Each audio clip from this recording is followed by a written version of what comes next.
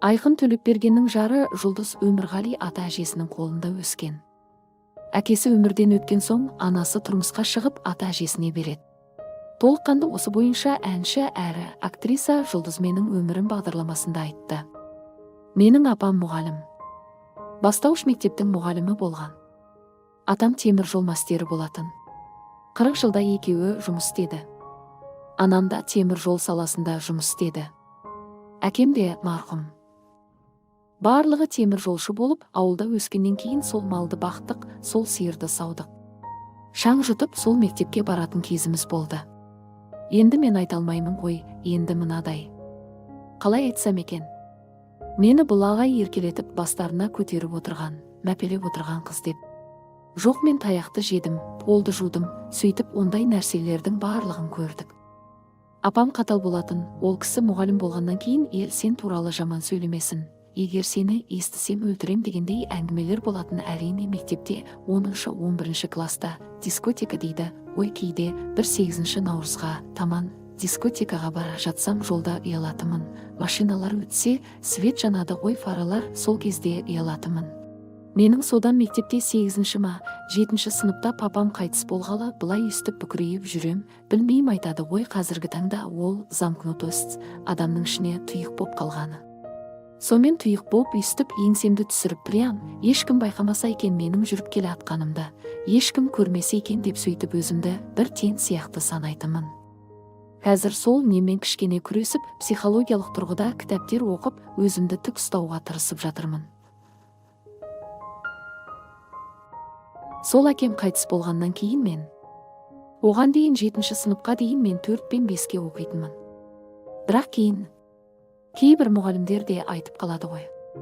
Ой, сенің әкең қайтыс болды анау-мынау деп айтқан кезде, уже намысыма тиіп мен отличниктердің қатарына қосыламын деп 7 сыныптан 11 сынып бітіргенше 5-ке оқыдым. Менің өзімнің бір стерженім пайда болғанына белестеп білем. Бірақ мен анандай адам қатысатын собранияларға, жиналыстарға. Мамам көбінесе келе алмайтын. Выпускнойға да мамам келген жоқ болатын. Атам ғана келген. Себебі мамам сол тұрмысқа шыққаннан кейін бөлек отбасы болды. Қолы тимейді, жұмыс уақыты болды. Ол кезде балалы болды. Сөйтіп жүріп, көп уақытта келе алмаған кездер болды. Сондықтан мен апа-атамды жақсы көрем, құрметтеймін. 7 сыныпқа дейін мен апам мен атамның ортасында ұйықтап өскен қызбын. Мені бере салған ғой, үлкен немере менің есімде апамның арқасына үстіп отырғызатында, жүр кеттік Ақмаралдың қызы сасып кеттім деп үстіп бетімнен сүртетінде алып кететін мені өз бөлмелеріне. Інім әкем мен анамның бөлмелерінде ұйықтайтын. Сондықтан білмеймін, сол себептен шығар атам мен апамды аузымды толтырып айтатынымды. Бірақ анам да художник болған. Университет бітіргенде профессия художник. Өте нәзік жанды. Өте қатты жүрегіне қабылдайтын сезімтал кісі. Өмірде талай қиындықтарды көрді отбасы болғаннан кейін. Ыдыс сылдырламай қоймады. Оның бәрін көрдік біз анамыз бен әкеміздің ортасында болған. Сол себепті бар жағынан түсінуге тырысам ондай кездерде. Ішімдегі өксік психологиялық тұрғыда балалық шақтан келе жатқан дүние ғой. Мен арнайы бір жұмыс жасайым деп күнде өзіме уәде берем. Барамын, психологқа барам десем, бірақ мен бір рет психологқа бардым, 2 сағат болдым. 2 сағатта мен еңіреп шықтым ше. Жай ғана қабылдау керек сияқты осы өзімді осындай тұрғыда. Біреулер болады қатты қатал болады, біреулер осындай мен сияқты жылауық болады десек те болады. Ол әрине біздің мүмкін маған айтқаны отбасылық не көрмегеннен кейін жылулықтан бөлек дұрыс схемасын, отбасының дұрыс схемасын көрмегеннен кейін менде сондай бір не болады, ауытқу болады анда, мұнда үстіп 2 жаққа қарай үстіп қалам. Анаммен қатты жақсы араласам деп айта алмаймын. Әлі сол ауылда тұрады. Анда-санда келіп қалады. Басқа бір туысқандардың несі болсын, мерекесі болсын, сондайларда келіп қалады. Туған күнімде бір рет келет сөйтіп.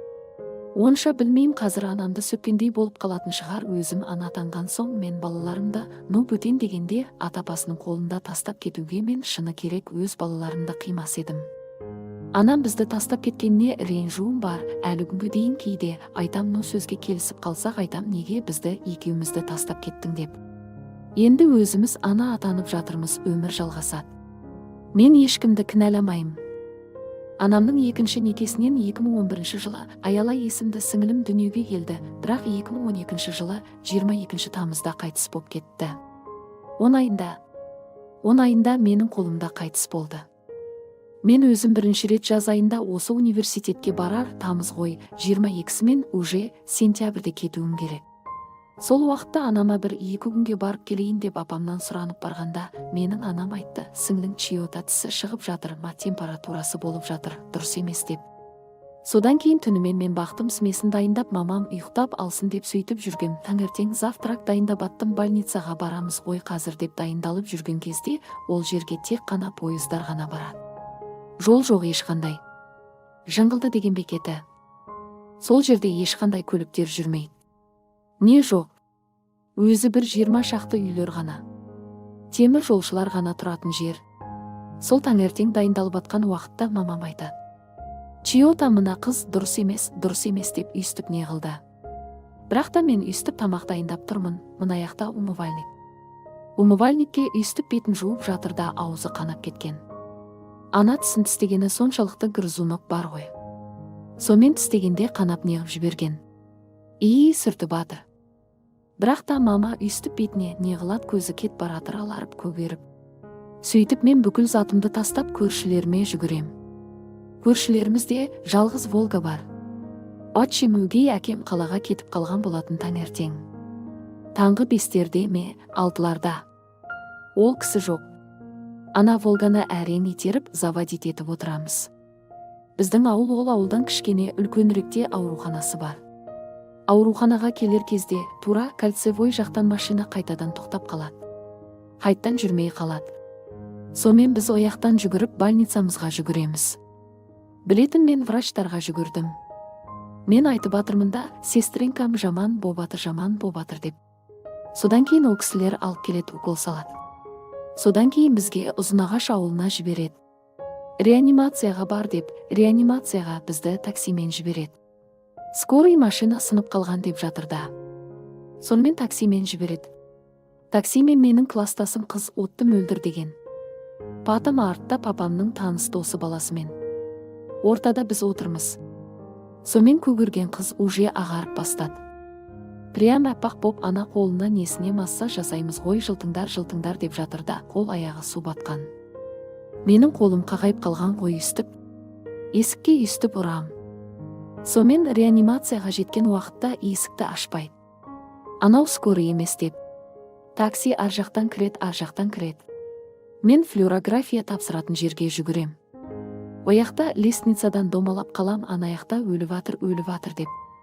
Бір уақытта жүгірді, барлық врачтар иімен есікке барып қарасам, ағар жақта үстіп мама тапсырып жатырда. Анау орыс кісі үлкен алдына салып алған қолын үстіп искусственный дыхание жасап жатыр. Содан кейін, болды ғой, жақсы болды дейміз де, алып қалған шығар, аман қалған шығар деп сөйтсек, жарты күн ұстады. Айтты, сендер өлтіргенсіңдер ма баланы деп. Сондағы мама айтады, соңғы рет үстіп керілді дейді қолымда. Содан кейін босап қалды да, сол кезде тапсырдым дейді врачқа. Содан кейін бізге айтты: Вскрытие жасаймыз, үйтеміз, бүйтеміз деп. Біз айттық, рұқсат етпейміз. 1 жасқа толмаған баланы түнде үстіп бағып отқан баланы келесі осы 24 сағат ішінде жерлеп тастадық. Сол уақытта анам 3 ай, анам қазіргі сіңліме 2 қабат екен.